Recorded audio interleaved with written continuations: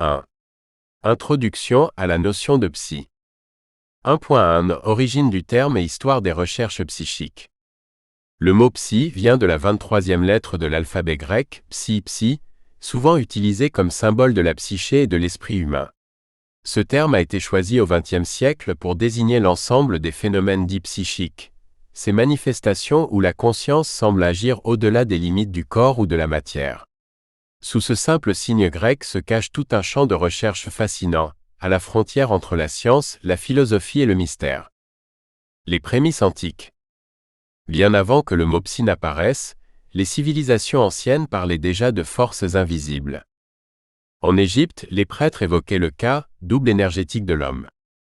En Inde, les textes védiques mentionnaient le prana, souffle vital circulant dans le corps et au-delà. En Chine, on parlait du ki, énergie universelle animant toute chose. Ces traditions affirmaient que l'esprit pouvait influencer la réalité à travers la maîtrise de ses forces subtiles. Dans la Grèce antique, Pythagore et Platon supposaient déjà que la pensée avait une structure vibratoire.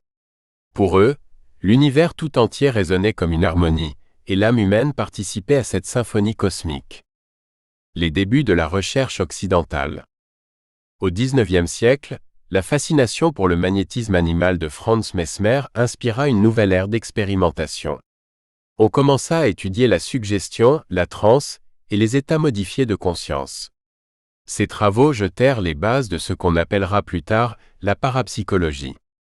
C'est au tournant du XXe siècle que les premiers laboratoires d'études du paranormal virent le jour, notamment grâce à la Society for Psychical Research fondée à Londres en 1882.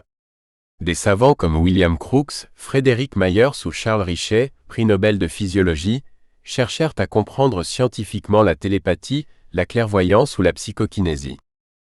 Le tournant expérimental.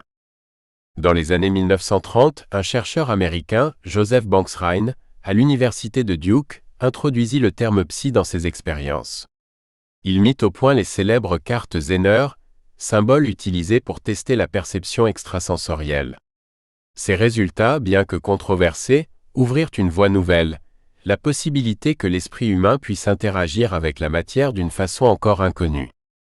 À partir de là, psy devint le terme neutre et scientifique regroupant ces phénomènes. Psy-gamma, perception extrasensorielle, télépathie, clairvoyance, précognition. Psy-kappa, action psychique sur la matière, psychokinésie, influence mentale. Les années de ferveur et de doute.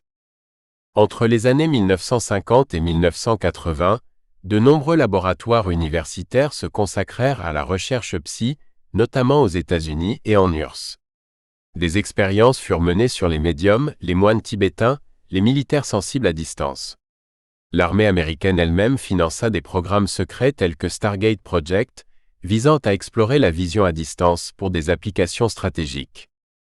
En parallèle, des chercheurs indépendants comme Helmut Schmidt, Dean Radin ou Russell Targ développèrent des protocoles statistiques pour mesurer les écarts de probabilité liés à la pensée consciente.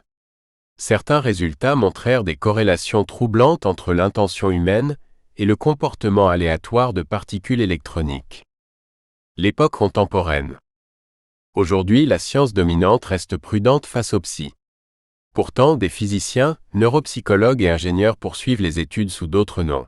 Conscience quantique, effet d'observateur, corrélation non locale.